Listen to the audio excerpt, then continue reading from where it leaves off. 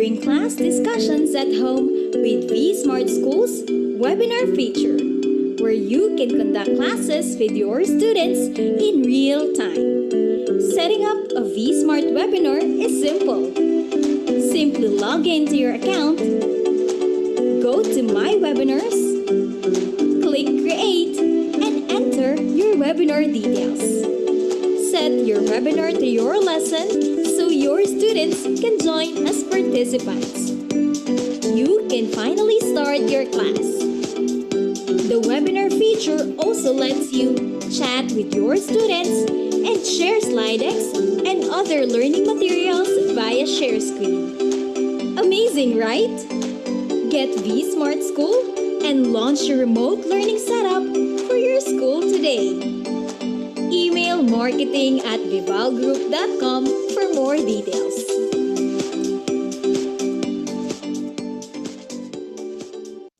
The new now is here. You need an out-of-the-box user-friendly platform that will help you transition smoothly to the new normal. You need vSmart School.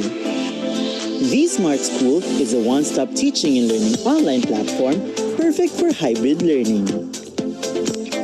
This two-in-one system caters to your distance learning and classroom management needs. vSmart School supports self-paced, teacher-paced, asynchronous and synchronous formal education online. In vSmart School, students will attend daily online classes and access Vival's DepEd-aligned digital curriculum from preschool to senior high school.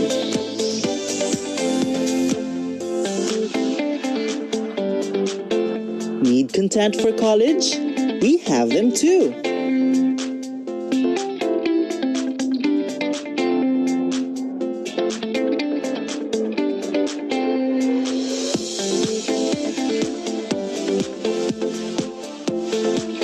With the guidance of parents and teachers, students will follow DepEd's recommended day-to-day lesson calendar for an entire school year. Teachers using vSmart School can also create lessons, schedule classes, and monitor their students' progress. Most importantly, teachers can also live stream or securely conduct online classes through the platform's webinar feature. Looking for a perfect classroom management partner? vSmart School has got you covered as it boasts of an out-of-the-box learning management platform. It provides a library of gamified and interactive materials,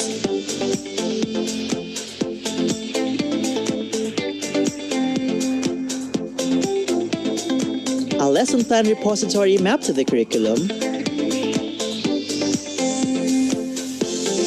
assessment tools,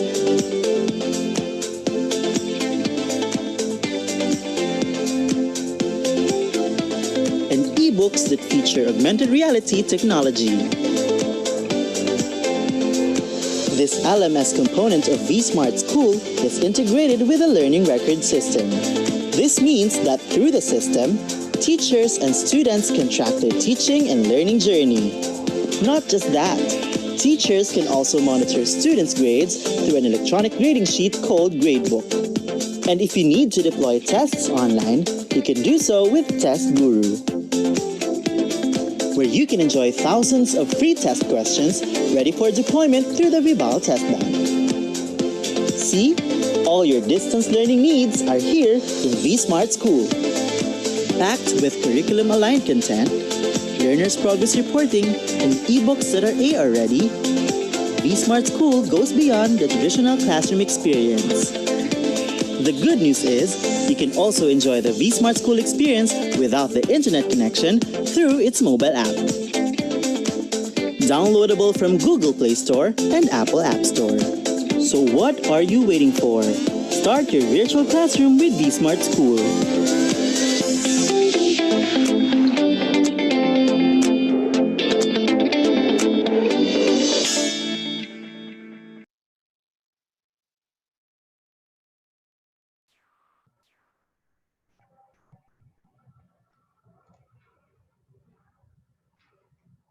Good afternoon, Kavibal, and welcome to our GEC webinar series. For today's discussion, our topic would be on interdisciplinary perceptions of general education courses. Before we begin, take note of the following reminders. Make sure you are registered to the webinar to have your e-certificate of participation. Visit certificate.vibalgroup.com to generate your proof of attendance. Place your questions on the comment box allotted during the session and they will be addressed by our speaker later on. Share the video using hashtag LearnAsOnePH as our official hashtag to our Vibal webinars. Experience learning, Kavibal. And now, to proceed with our session this afternoon, it is my pleasure to introduce to you our distinguished speaker. He earned a degree in Bachelor in Secondary Education, major in English and minor in Filipino from the University of Santo Tomas in 1995. He has joined the DECS or the DEX National Education Testing and Research Center Test Development Division for a year. The call of teaching was indeed strong that he answered it by being a faculty member of the University of Santo Tomas in 1996 up to the present. He has been the supervising teacher for Filipino, computer technology education, and English at the Education High School of UST. In 2004, just a day before his defense of his thesis for the degree, Master of Arts in Education, major in Language Education at the Jose Rizal University, the Faculty Union of the university has awarded him the Gawad Santo Tomas Best Instructor. This was coupled by a successful thesis defense in which he graduated with high distinction and the Best Thesis Award. Heeding the call of vertical alignment which the university promotes among the faculty members, he graduated with honors with the degree of Doctor of Philosophy, major in English at the Manuel L. Quezon University in 2007. He has also served the university as the Assistant Director of the Office for Faculty Evaluation and Development. He likewise served as the lead mentor of the Philippine Business for Education, UST STEP, UP Certificates Teacher Certificate Program. He is a member of the core group of speakers and facilitators of the Center for Innovative Teaching and Educational Delivery or the CITED of UST. He is currently the chair of the Department of Secondary Education of the College of Education of the University of Santo Tomas. Without further ado, ladies and gentlemen, please welcome our speaker for this afternoon, Dr. Andres Julio Santiago Jr. Thank you very much, Ms. Kia, for the kind introduction. Um, Once again, ladies and gentlemen, to the audience watching this webinar, good afternoon. I hope you are in the pink of health and you are, of course, safe in where you are watching this particular webinar. The topic that was given to me today is quite close to my heart as program chair of the secondary education program of the University of Santo Tomas College of Education. We're going to be talking about the CHED-CMO 20, about the general education curriculum. So let me just share my slide with you.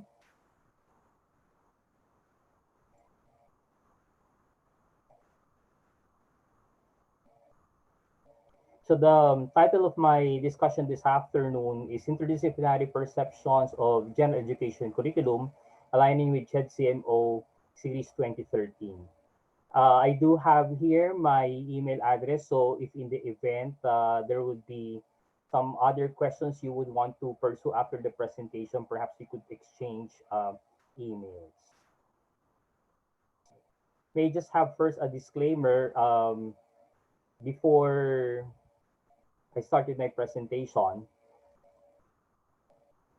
that all references cited and images used actually belong to their rightful owners. That's the reason why you could see that at the bottom of your screen, I get to have there already the link to all of these images.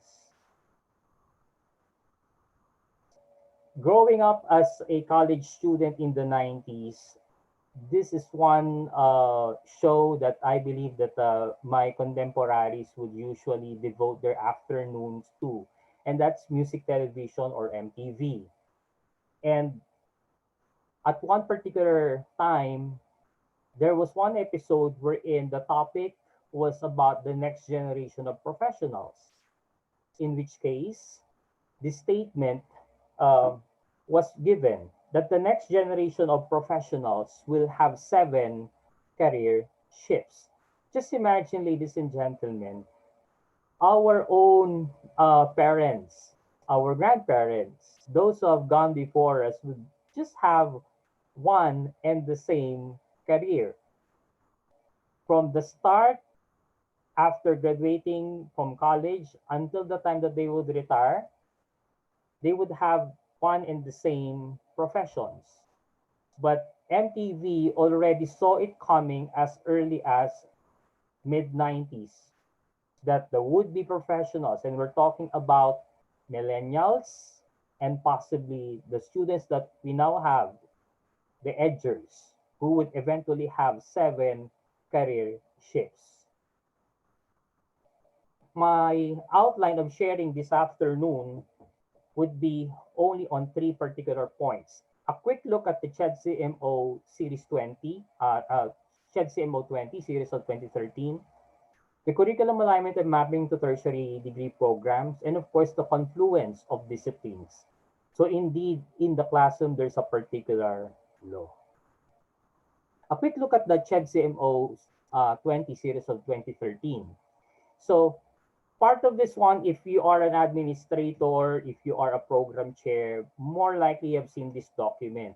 This is actually the rationale for the change. And the CMO would actually highlight two. One is that of college readiness, and of course that of the K to 12 basic education curriculum. We know for a fact that in the K to 12, especially in the grades 11 and 12, most of the general education curriculum that we used to teach in the tertiary level are actually already placed in grades 11 and 12. That's the reason why there are, of course, different strands for senior high school.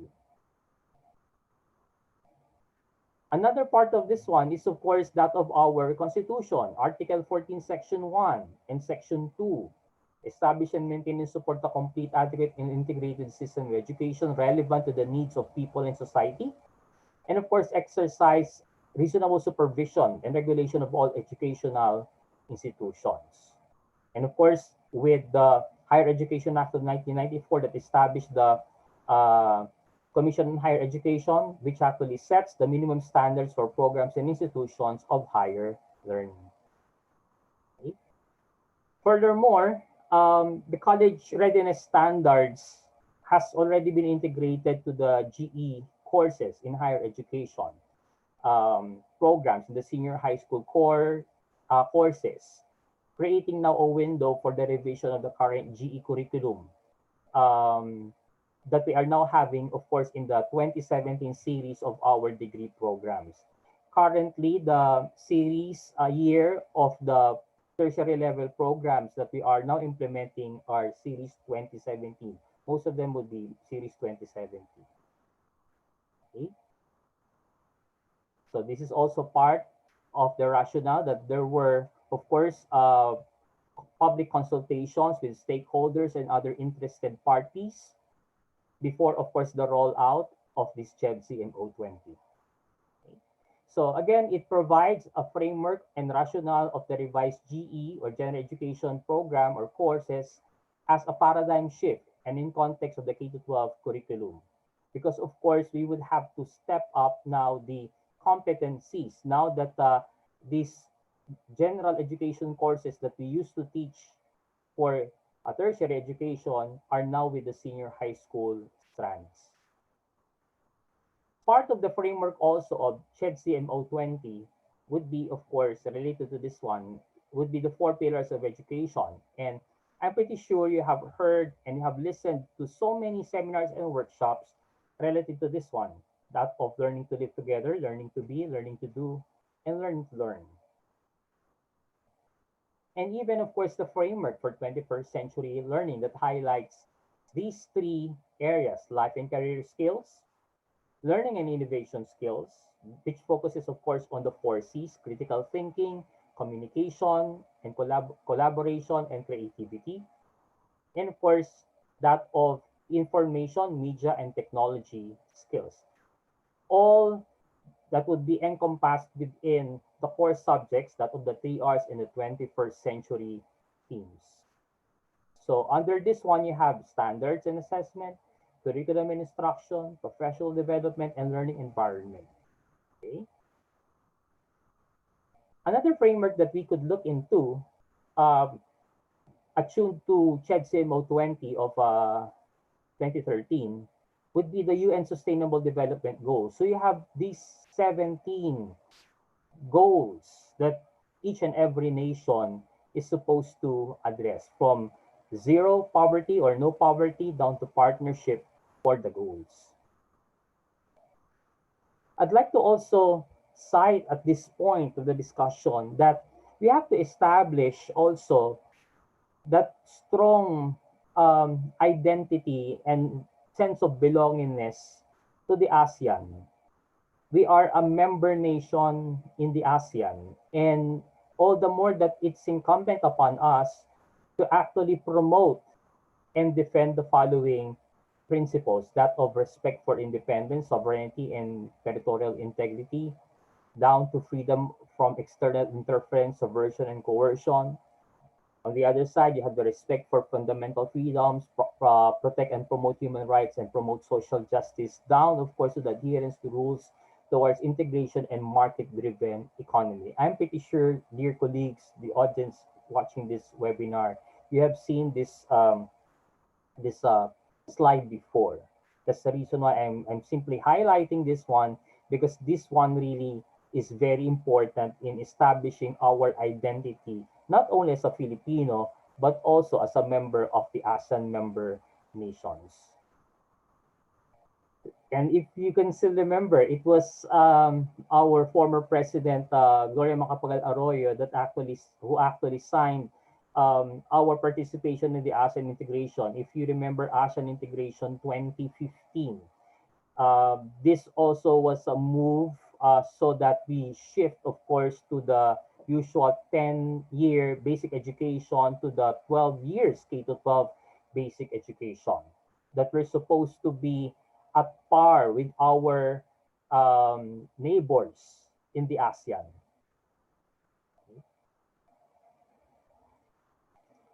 Another framework that we could look into, if from the ASEAN context, is this one.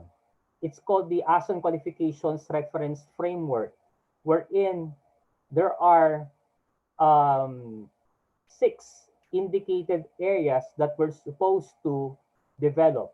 One would be support and recognition qualifications, up to, of course, promoting higher quality qualification systems. So this would actually establish the same set of standards and professional attributes that we may actually have for every ASEAN professional, meaning wherever they are, they would actually have the same preparation from their college degree program. They would have more likely the same certification or examination to obtain, of course, their licenses, and even, of course, how they would be practicing their profession, and even to the part of compensation or the salary that they would actually get. So this actually sets standards for every ASEAN professional. May he be working in his own country, or should he, let's say, choose to move to another country, or the company perhaps who hired him would actually have that his workplace is yet in another country. So how does that now articulate in the context of the Philippines? So we actually have the Philippine Qualifications Framework. So for the Philippine Qualifications Framework, this is our response now to the AQRF. And there is a progression chart, if you would notice, dear colleagues, from the lower left hand over here, from the end of grade 10, that is equivalent to that of TESDA's National Certificate number 1. At the end of grade 12, it is actually equivalent to a NC2 or National Certificate number 2. If the student was able to uh, graduate from a baccalaureate degree or a college degree, that's already on level 6. And if the student was able to articulate this one, his area of specialization, up to the doctoral or postdoctoral degree, then that is already at level 8. So how do these two match? I mean, the AQRF and the Philippine Qualifications Framework, or the PQF. So in this table, you get to find a one-to-one correspondence of the attributes of both the PQF and the AQRF. That is how our CHED, our government, has actually seen that there is really a need for us to articulate a perfect matching with our ASEAN counterparts with the introduction of the PQF, or Philippine Qualifications Framework. So how does this one now, how does the PQF articulate to a particular degree program or a line of specialization or a degree in tertiary education? So let me cite as an example that of the teacher education programs. So for the teacher education programs, there is of course what we may call the PPST, the Philippine Professional Standards for Teachers. And in the PPST, you get to have 4 career stages. From the time that the student has entered the teacher education institution, that's at the beginning stage already, until the time that the student would actually graduate after 4 years, until such time that the student has already obtained the necessary license. That's of course by passing the BLEP, and he now moves to the practice of his profession, in the in-service now, and more likely this would be within 2 to 3 years that he now becomes a proficient teacher, until such time that he has already, let's say, achieved having the higher degree, which could be a master's degree, and he has, let's say, spent around 6 to 7 years. But remember, the number of years is not the sole uh, determining factor if the teacher becomes a highly proficient teacher. Again, let me reiterate that the number of years in the teaching profession does not necessarily equate to the degree of proficiency of the teacher. You may have been there, again, of no offense to anyone, you may have been there in the teaching profession for the longest time, 20, 25 years. But that is not a guarantee that you are a highly proficient teacher. It might be that the skill would be proficient or worst at the beginning level. And of course, we have the last career stage, which is the distinguished, which is the career stage 4, wherein the teachers at this level embody the highest standards of teaching, grounded by global best practice, and lead colleagues in promoting quality teaching and learning. So we could say that these are in the public school, the master teachers already, who go from different schools and train their fellow teachers. These are the ones who are already having, let's say, the trailblazing mark in the field of education in terms of their innovations, in terms of their research, in terms, of course, of their best practices that they share with their fellow teachers. The way I look at it, there are also certain drivers that the CHED CMO 20 can actually make use of.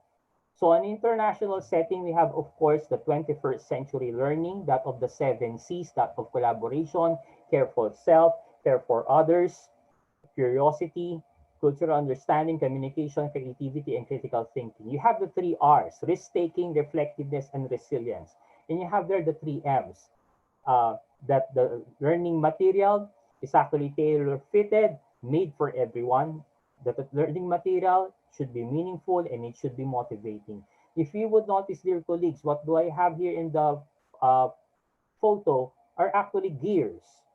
because the movement of one of these gears would actually have a ripple effect on 21st century learning. These are all composite parts of what makes 21st century learning something that is worth, of course, our time and of course our practice. Another way of looking at it and another graphical representation is through this one. I'd also like to promote in my sharing for you with you this afternoon the curriculum for future minds. Of course, we are still bound to teach and develop both the content and competencies that go with it, as of course dictated by the CMOs of our degree programs. Of course, those are the hard skills. But at the very core of it would be the soft skills, or shall we say the essential skills, or the life skills. Okay? That of design thinking, visual literacy, mate selection, emotional intelligence, especially now, financial management also, system-centered thinking. This is relatively connected to our new generation of learners, both millennials and edgers, gaming for a purpose. That's the reason why if you notice the introductory video a while ago of Vibal, and I commend them for that one, of having an LMS that has a gamified feature, because that is now something that would really promote what our students are really engaged into as far as learning is concerned. If the learning content is interesting because it is gamified, all the more that you get to have engagement. Always remember the cardinal rule, dear colleagues. The more senses used, the better the learning. And that is, of course, the law of sense dependence. And of course, we have the generational echoes, in which case we learn, of course, from the stories and the lessons that are given to us by our forefathers, our parents. Okay? Understanding consciousness. That's the reason why one of the core courses under CHED CMO 20 is understanding the self. Constructive dialogue. That's the reason why in CHED CMO 20 you actually have purposive communication. Okay? Interdependence, raising children, and of course that of critical thinking. Dr. Howard Gardner, if you remember him from the multiple intelligences theory together with his colleagues at the Harvard School of Psychology, actually had something right after, of course, the multiple intelligences theory, and that is, of course, the 5 minds of the future or for the future. And among these 5 disciplines, synthesizing, creating, respectful, and ethical mind, it's actually the synthesizing mind which would encompass the other 4. Okay? For this, I am actually telling you that we're supposed to come up with a curriculum, not just for our degree programs, but also the one for the general education curriculum embedded within our program, something which is future compliant or future ready, okay, for our students. Remember that we are developing would-be professionals for the future. Though on our part, we may not really have seen it as early as now, what would the jobs be in the future? So the best that we could do is actually look into the possibility of developing these 5 minds for the future so that they are future compliant and future ready. Mr. Carrington, Alan Carrington, came up with the pedagogy wheel. What you see on your screen is version 5 already. I've been teaching in the teacher education department for the longest time in the university, around 20 years or so. And I've been telling my students that if only as a college student, I was given even just a fraction of these applications or technologies that could perhaps complement my going to the library, then I, together perhaps with my contemporary students during those times, could have ended up all as cum laudes. Just imagine the number of tools that you have here. I'd always go by the principle, to whom much is given, much is expected. That's the reason I always challenge my students that given this opportunity that you have this much tools with you, isn't that incumbent upon you now to make the most out of the learning experience every time you enter a classroom? May it be on face-to-face basis or now on a virtual mode. So again, on this one, really, there's more than meets the apps. It's not the apps over here. The apps would just be platforms. But what is most important, dear colleagues, is what we develop among our students as competencies or skills using these apps as platforms or forms. Okay. So again, you would notice that in the diagram also, it moves from the level of understanding, which is the basic, down to up to the level, rather, up to the level of creation, which is the highest level. But I'd like to believe also that creation now may not actually be the highest level of the competencies. Okay? It could be that of the letter S, which is actually sharing. Okay? Later on, I'll discuss more of the concept of sharing and why is it more likely a higher skill than just creation. Looking back at my class in UST, I had this course, educational technology, and I'd like to have a shout out to my teacher during the time, Dr. Fontanilla, and she introduced our class to Marshall McLuhan. Of course, the book of Marshall McLuhan, Understanding Media, is so 1970s. But these two nuggets of wisdom that were shared to us by Dr. Fontanilla really created a great impact to the practice of my teaching profession. And one of these would be the medium is the message. How we now conduct our teaching and learning. In this case, it's going to be on virtual or online or distance or augmented. Okay? It's actually the message that this generation is telling and defining itself with. Furthermore, McLuhan tells us that we shape our tools and then our tools shape us. Just a quick question, dear viewers. Can you just imagine yourself without, of course, your smartphone? If you would notice, your smartphone has taken already the function of other gadgetry that you used to have. One of them is your watch. Another could be a calendar. Okay? And now it's quite unimaginable that we don't have with us our devices, our tools. The smartphone is, of course, just one of them. Okay? So moving now to the next one, which is curriculum alignment and mapping to tertiary level programs. So just remember from the CHED-CMO 20, article number 1 of the curriculum overview. Again, there are two areas here that they would want to develop. One is intellectual competencies such as critical, analytical, and creative thinking and multiple forms of expression. And number two, civic capacities demanded of membership in the community, country, and the world. If you would notice, the first bullet alone would already target higher order thinking skills. Of course, it's obvious because it's in the tertiary level.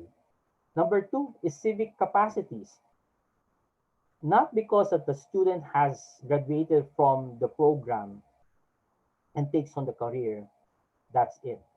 There is, of course, a social responsibility that that professional should and must carry with him, not just for himself, but also to the community to which he is a member of, to the country, and of course, that of the world.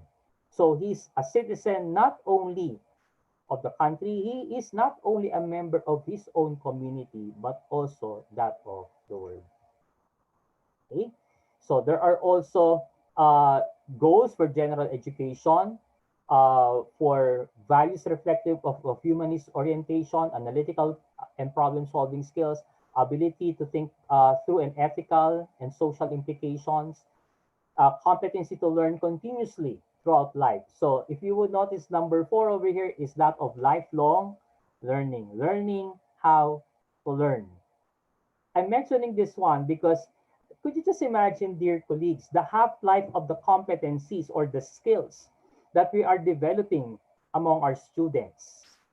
For all we know, the half-life of technology skills could just be within 1 year. Of no offense to anyone. To those who are taking information technology, this is the reason why after graduation, they would have to update themselves with the technological innovations and advances because if not, they would be left behind.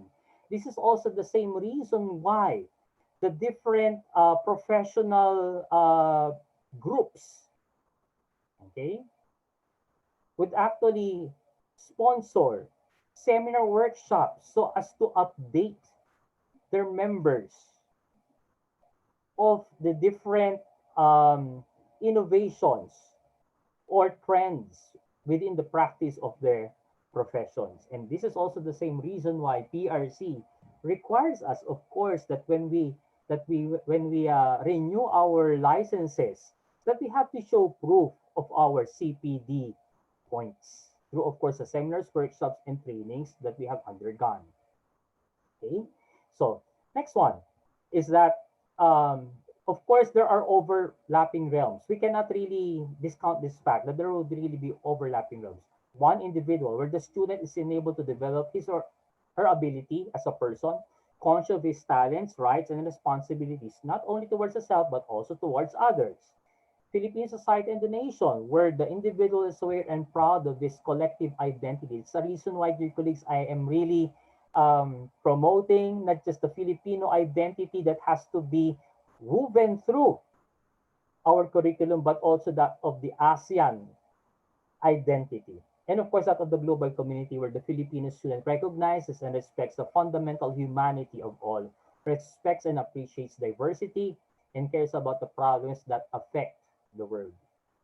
So in sum, knowing the self, Filipino society, and the world, and the environment, and how these intersect are great goals for general education. So you would notice Ched has put it and framed it perfectly that the general education curriculum is actually holistic by nature. Down to the specifics, you have now the different general education outcomes. So in terms of intellectual competencies, these are the 3 that CHED-CMO 20 would want to target. Okay? So from higher levels of comprehension down to understanding of basic concepts across domains of knowledge. Second, that of the personal and civic competencies. This is still part of the intellectual competencies, critical, analytic, and creative thinking, application of different analytical modes. In personal and civic responsibilities, you have these from appreciation of the human condition down to the ability to contribute personally and meaningfully to the country's development. To this one, let me already inject, of course, the concept of universal sympathy. Universal sympathy is a term that has been coined by the Italian writer Octavio Paz, writing in the realm or in the theme of, or genre rather, of magical realism. It talks about universal sympathy. What is universal sympathy? Universal sympathy simply is being humane to just about any human being. It even articulates, of course, in the good book, that of the Good Samaritan, an altruist kind of person, altruistic kind of person. For practical skills, we have working effectively in a group, down, of course, to basic work-related skills and knowledge. I'm pretty sure, dear colleagues, that in your VMGO, vision, mission, goals, and objectives of your respective institutions, you actually have articulated the concept of working effectively in a group. Or how is it that our would-be graduates would have that attribute that would make them collaborative to one another, whatever the profession that they are actually interacting with. Sections 3, revise core courses. Just to have a quick review of this one. Remember, if you are mapping your curriculum, just remember program chairs. Just remember deans. That of course we have 24 units of courses under the GEC, 9 units of elective courses, and of course 3 units of life and works of Rizal or the libraries, which is actually mandated by law. Highlighted here is that the GE courses may be taught in English or Filipino. The 8 core courses would actually have their own distinct descriptions. But let me also highlight here the one in red. Consistency is a must, dear colleagues. You have to make sure that if you have chosen one medium of instruction to use, let's say for example, it's Filipino, dapat sa lahat ng mga pangunahing kurso sa kolehiyo or the general education courses, lahat dapat ng mga pangunahing kurso sa kolehiyo ay dapat gamit ang wikang Filipino. It cannot be, dear colleagues, that one particular GE core course simply because there is one among our faculty members who claim to be the only person who teaches that GE course in the Filipino language totally disregards the medium of instruction that is actually indicated in the program specifications that our college or your college have submitted to CHED. You see, the program chairs know this one very well, the deans know this one very well. When the program specifications for that degree program which you are now heading or you are having in your college was submitted to the CHED, with of course the approval of your academic affairs, it actually articulated there what is the course. Is it spelled out or framed in Filipino using Filipino as the medium of instruction, or is it in English? In no way should we allow inconsistency among the GE courses. Okay? So, again, I invite you to check out this link over here. CHED already has the prototype syllabi for the 8 core courses. May it be that you teach in Filipino or you teach them, of course, teach them in Filipino or teach them in English. But of course, as a tertiary level institution, though the fact remains that we comply to what a prototype syllabus could have or tell us, we're supposed to fortify it with our own distinct way of delivering education, the mark of the VMGO of your academic institution. Let's now move on to the general education elective. So a total of 9 units of the elective courses which must qualify as GE subjects where it must take note of the following guidelines. Conform to the philosophy and goals of the GE stated in the document, which is the CMO 20. Apply an inter or cross-disciplinary perspective, which is actually part of the topic for today's discussion. And of course, draw materials, cases, or examples from Philippine realities and experiences, and not just from those of other countries. So you see how CHED has perfectly framed it. It has to be that our GE courses are contextualized in the Philippine setting. In the provinces, for example, there are, of course, certain peculiar contexts that you could actually highlight how a concept could be articulated or is articulated in the context of the culture of your province. So in addition, electives must cover at least in any 2 domains of knowledge. Let's say, for example, arts and humanities, social sciences and philosophy, science and technology, and mathematics. So it has to be a mix of two. So if you chose one for arts and humanities, the other one has to be, let's say, for example, from science and technology. It cannot be that these belong to the same domains. Okay? So although GE electives are categorized by knowledge domain primarily to ensure a balanced and well-rounded course design, the content and perspectives of the GE courses traverse disciplinary borders. So again, you have to check what are the other degree programs offered by your college. That's the reason why you have more likely the same offerings of electives across the degree programs within your college. Meaning, for example, I belong to the Faculty of Arts and Letters of the university. So there are around 10 or 12 programs in my faculty. So it could be that a student who came from communication arts could take the elective from yet another program, knowing it's actually within the same domain or field of specialization. Okay. But if it's in the arts and humanities that they had one option for the elective, the other one should come, let's say, for example, from science, technology, and mathematics. Okay. My suggestion is that as program chairs and of course deans, prudently plan a best fit pair of electives to your program intended learning outcomes or your program outcomes or your PILOS. You have to check which one can really match with my PILOS. Um, in my case, in the teacher education department, it's actually a mix of arts and humanities and that of social sciences and philosophies. When we were crafting the program specifications, we actually chose from these two domains. One option for arts and humanities, the other one would be in social sciences.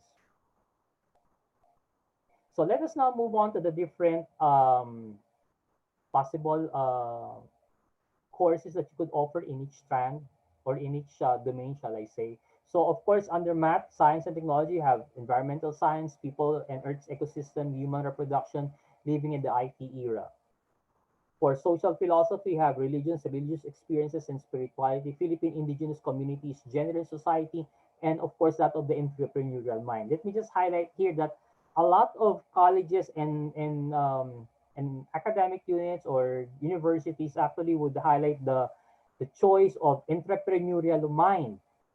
Why? It is simply because that is for the tendency or the characteristic now of our students. They are highly entrepreneurial by nature. I'll just give you one example. We have been talking about gamifying things. You see, the Gen Z right now who are hooked on the computer, let's say they are playing, let's say a multiplayer game or how do you call this one, an online game, they could actually create an avatar after, of course, achieving the different levels. And for all you know, they could actually sell the avatar to someone else. Of course, if the price is right. And this is one thing that they got from the Gen Xers. If you're a Gen Xer and you're watching this one, I'm pretty sure you'll do a thumbs up. As a Gen Xer myself, there is one thing that Gen Xers actually sold during our elementary years. And our kids got this one from us. Our kids are actually the Gen Z. And they do have, of course, that of the entrepreneurial mind. Okay? Arts and humanities, great books, Philippine popular culture, indigenous creative crafts, especially if there is one within your locality or your province. Let's say, for example, you're coming from Bulacan, a big shout out from people coming from Bulacan. So if there is one creative craft, indigenous creative craft that you may have in your locality, then you may want to choose that one.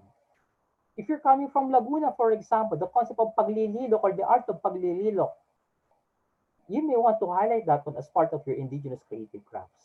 And of course, that of reading visual art. Okay? On to the third topic right now with around 15 minutes to go, just in time. We're talking here in our topic of confluence of disciplines, dear colleagues. our students are not only sharpening their competencies or their skills, preparing themselves for the challenges of the future career, but it's also learning together with others. Remember, that is one of the pillars of education. Okay? Learning to live with others. And to this one, the term that I will be using is confluence. Confluence, of course, is when two streams of two different rivers would actually be at a junction, or they would connect. So that is confluence. But what we're seeing here in this context is not just of two different streams of specializations. It could be multiple disciplines. So hence confluence of disciplines. So what do I mean by confluence of disciplines? Confluence of discipline may actually be articulated as follows. One is that of developing multifaceted human beings. When I say developing multifaceted human beings, that we are developing work-ready and compliant professionals. That's the reason why I would understand why is it that the degree programs who have a board examination would have it that their assessments, especially that of long test and major examinations, are really multiple choice formatted like that of a board examination. You have to understand that they have to, of course, develop test taking skills. This has been mentioned a while ago in the introduction. Part of the early phase of my career, I worked in the DepEd NETRC TDD. That's the Test Development Division. And one thing that we have found out in that office is that test taking skills is actually key in passing any national examination. So how is it that we have prepared our students to, of course, be compliant professionals through, of course, the test taking skills? We're forming universal human beings.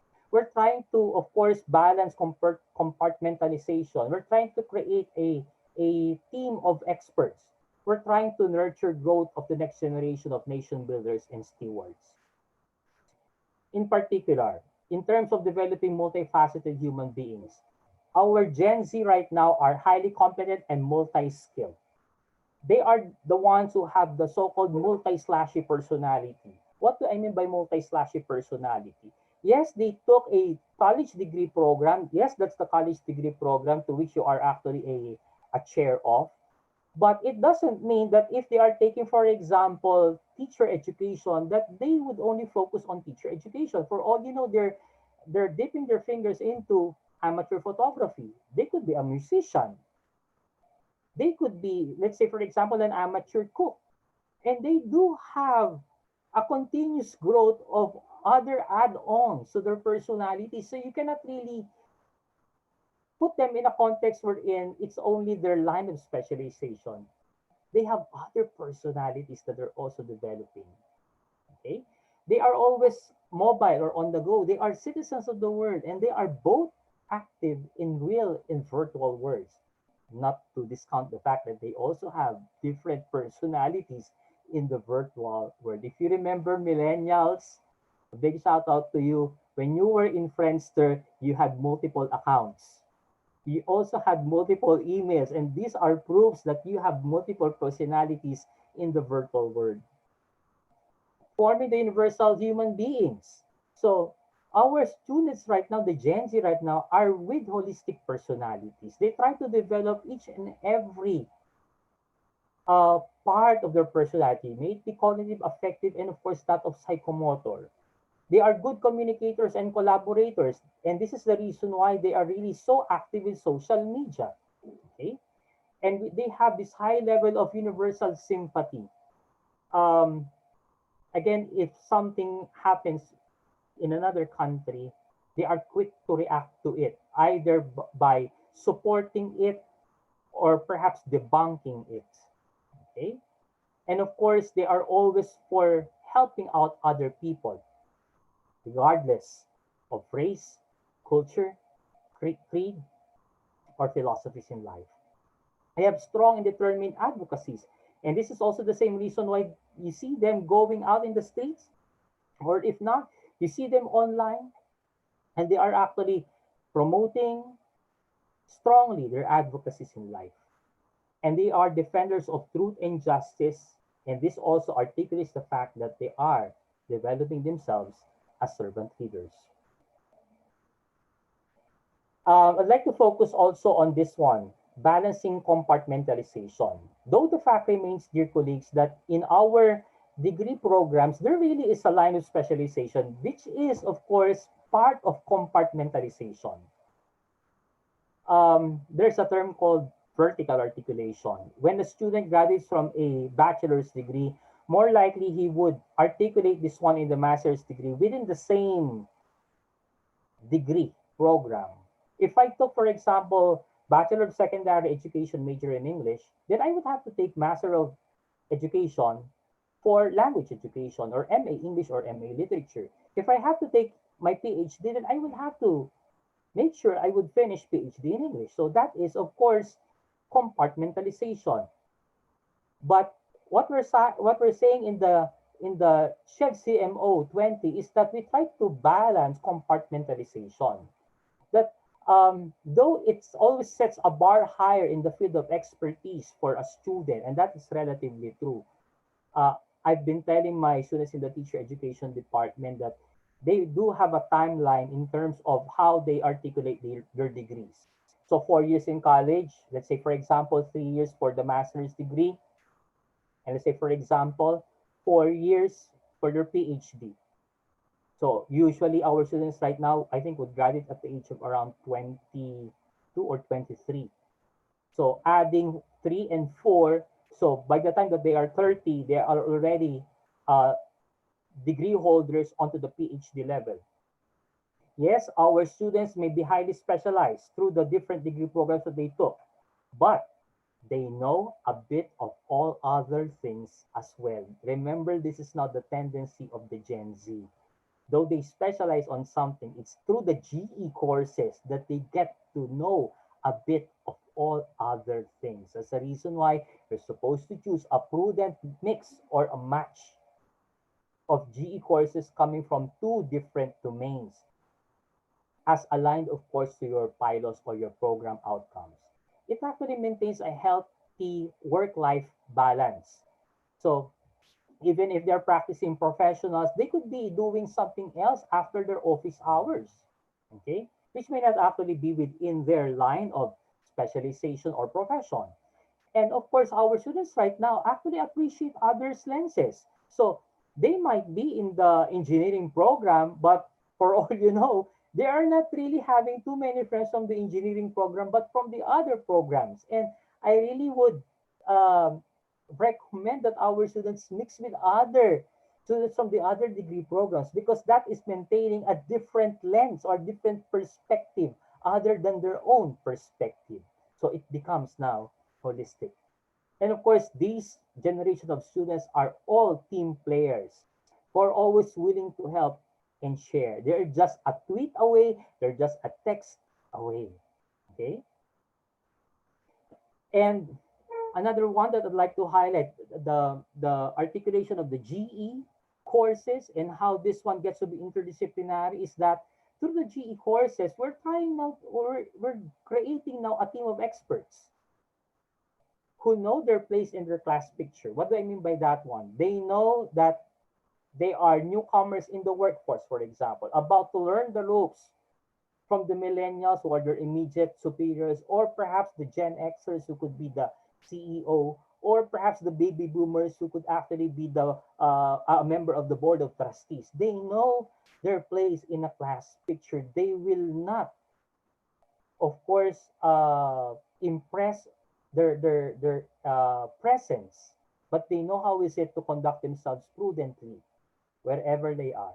They bring in their specialization in solving a problem. And remember, this is the reason why, again, of no offense to my generation, that of the Gen Xers, this is the reason why sometimes we look them with a different eye. Why? Because things that would take us so many hours to take or to finish would just be a snap of a finger for them, would just be chicken feed. I'll give you one example as a proof. Google Sheets, Google Docs, the Drive. of course, the cloud. Okay, they don't bring in their files with them, not like on a USB, not on a hard drive, but it's all there in the cloud. And it could just be within their reach, within their access, for as long as there is, of course, internet access. They're respectful and ethical with other professionals. They're always willing to learn and always ready to teach. Again, two things: always willing to learn and always ready to teach.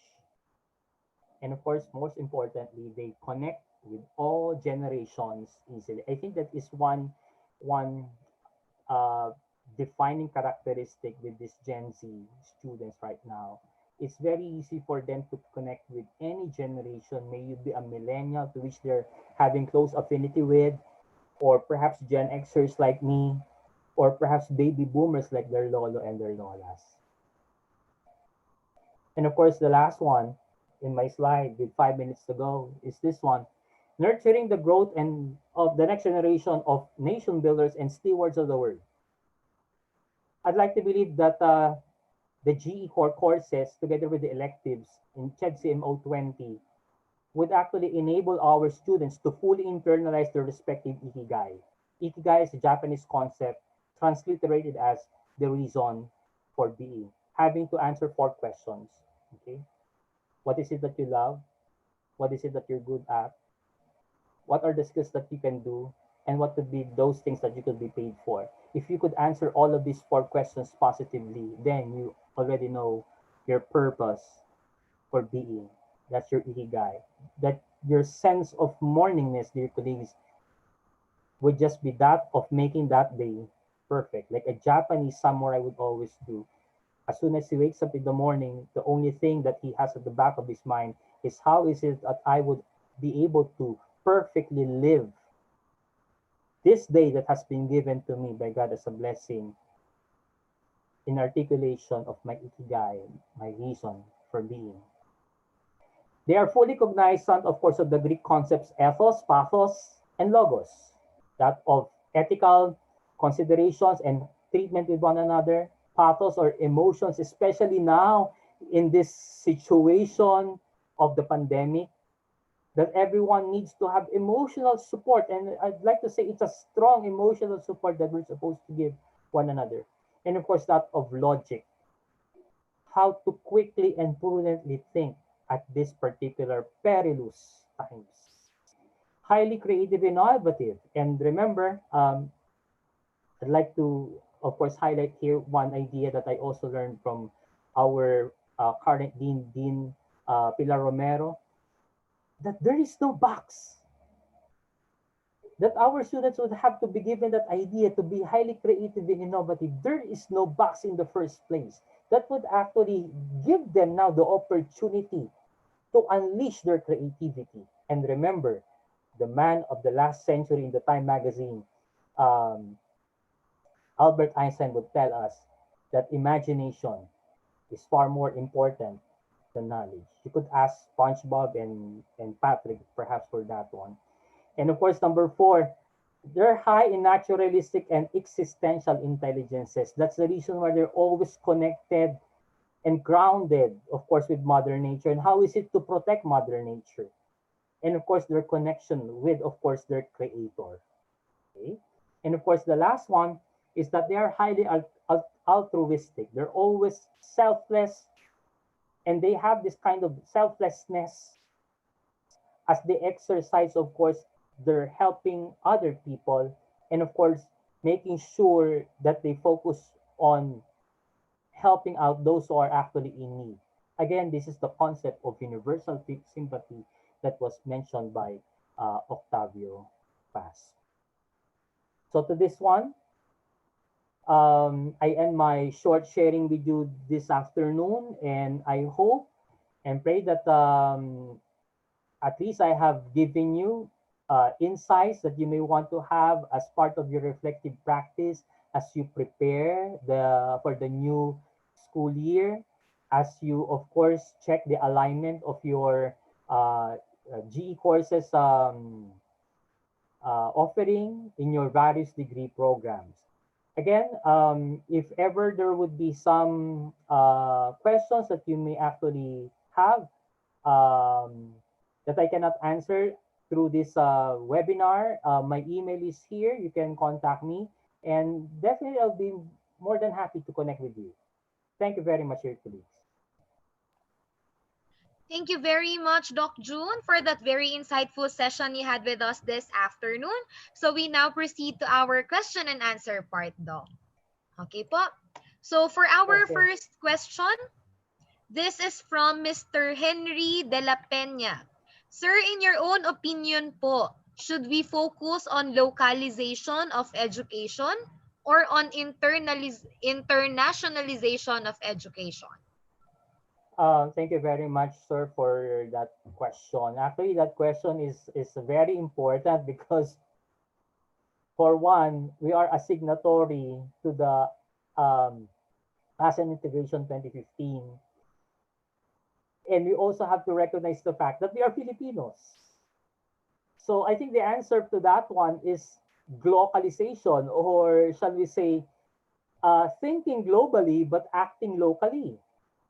So I think it's a balance between these two. I think we have to temper and strike a balance between two things. We really cannot just be within our own localities, looking only on that limited perspective.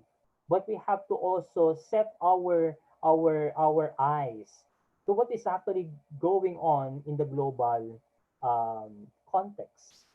And that's the reason why the different student exchange programs or faculty exchange programs, immersions, for example, are actually given as opportunities for us to be able to see other contexts other than that of our own. So I think, sir, it really has to be a balance between these two.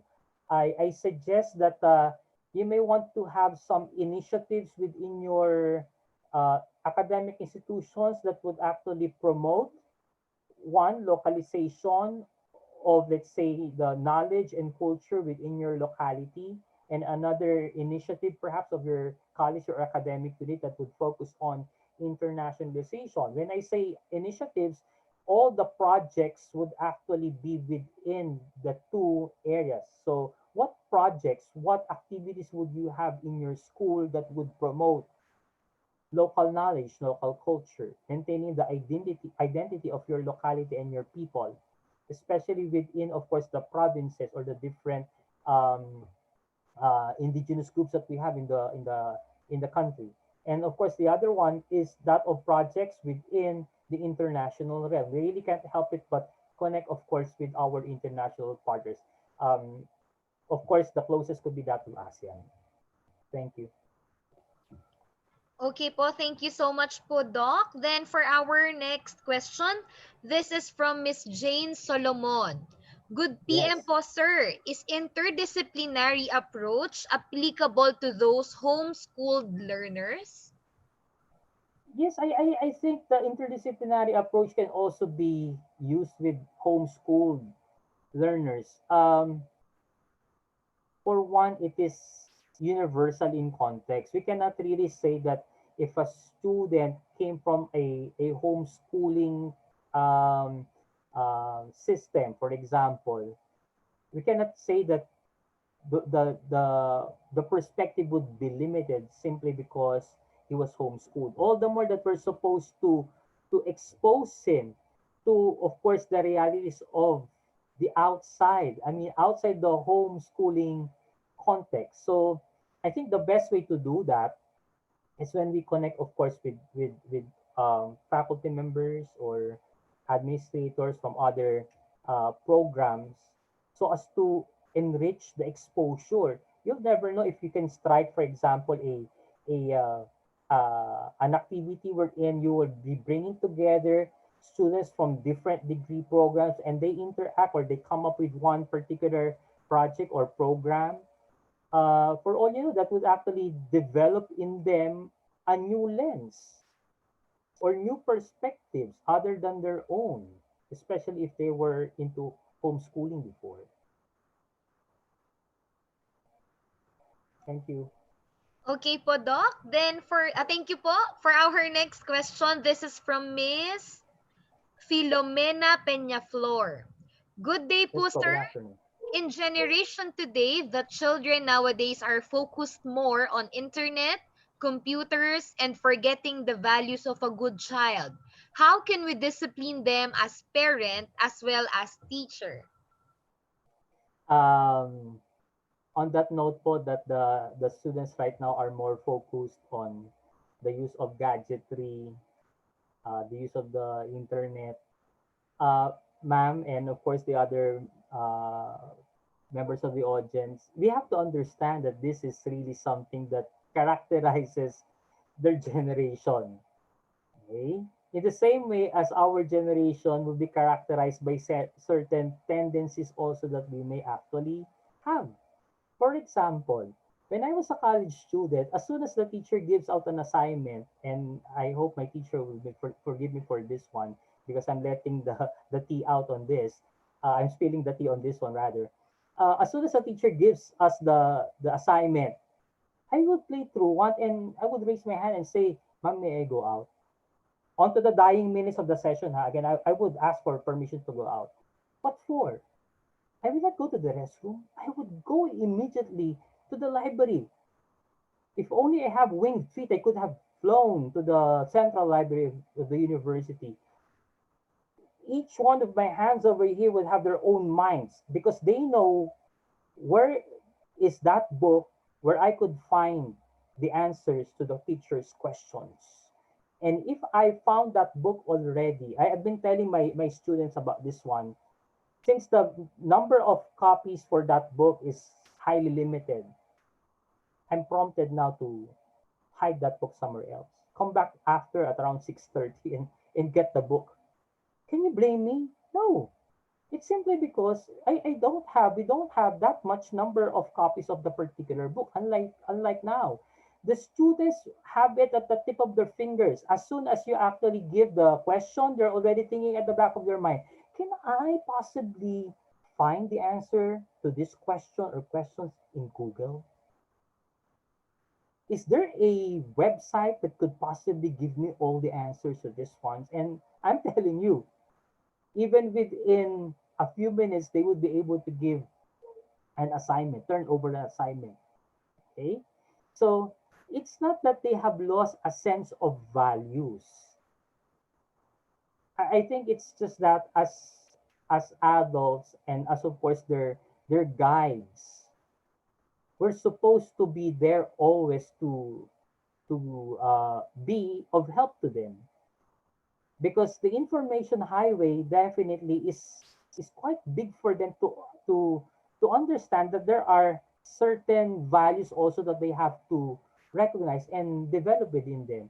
So let's just be patient with our students. It's not that they have lost a sense of values. They still have it po. It's just that we have to be patient in, of course, in reminding them, dealing with them. And one thing's for sure, with our generation po of students, shouting at them will not be, how do you call this one, be functional. It will not work. When you shout at them, it will not work. You have to have, shall we say, a consultative nature. You have to be open of in terms of connecting with them. Because the more that you are able to establish a sense of connection with them, all the more that it would be easier for you to understand them and you, of course, being understood. And of course, the relationship between teacher and student in the context of learning gets to, of course, give us what we expect as the yield or the output. Thank you. Thank you po, Doc. And for our last question for this Yes. afternoon, this is from Miss Katrina Luperio. Doc, what Good is the afternoon po. difference po of GEC for junior high school, senior high school, and college? Or is this for college only? Ah, yes po, ma'am. What I discussed a while ago po is for tertiary education. That's based on CHED-CMO 20, series of 2013. So these are general education courses. In the in the senior high school, I know that there are also general education courses, but they also have their specialization courses, whatever is their strand. For example, if they are in the STEM or science, technology, engineering, and mathematics, they do have a certain set of learning areas or courses or subjects to take so as to develop in them the necessary competencies that when they choose a degree program for college, then they are, of course, properly equipped in articulating these competencies in college. That's the reason why um, a lot of colleges po are really requiring that the ones entering their programs actually come from those that are aligned with their degree program. So for example, if you are getting into engineering and you did not take STEM, for example, the college or the academic institution may require from you a bridging course or program perhaps, so that you will be better equipped, of course, with the challenges of taking an engineering program, for example.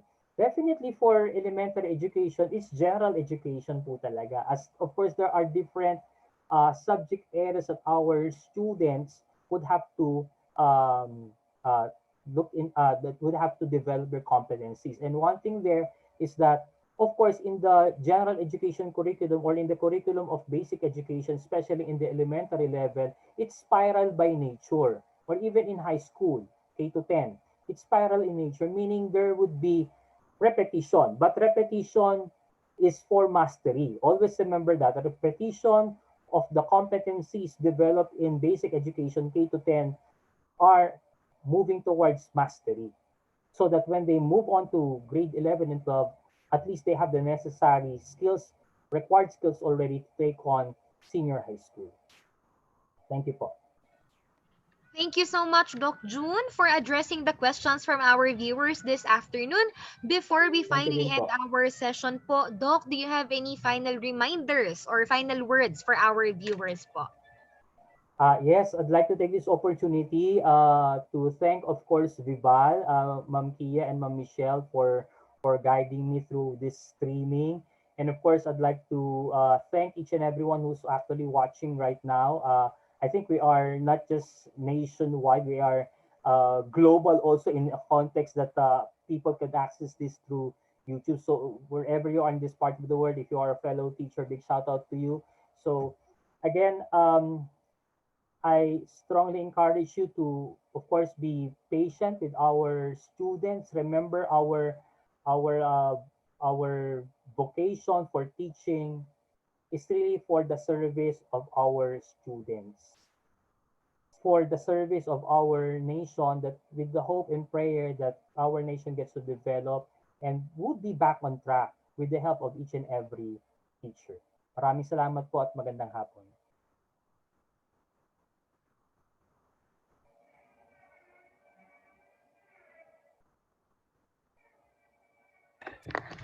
There we have it. In behalf of the Bell Group Incorporated, we would like to thank Doc June Santiago for spending your afternoon with us.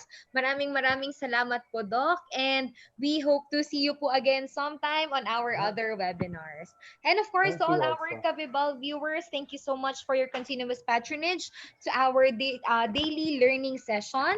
Then, of course, due to the generosity of our speaker for this afternoon, Doc June is very willing to share us his slides. So if you wanted to have a copy of his slides, the link is pinned on the comment section, and it is also in the description part of our YouTube video. Okay, so once again, if you wanted to have a copy of his video, you can find it on the description part or on the pinned comment.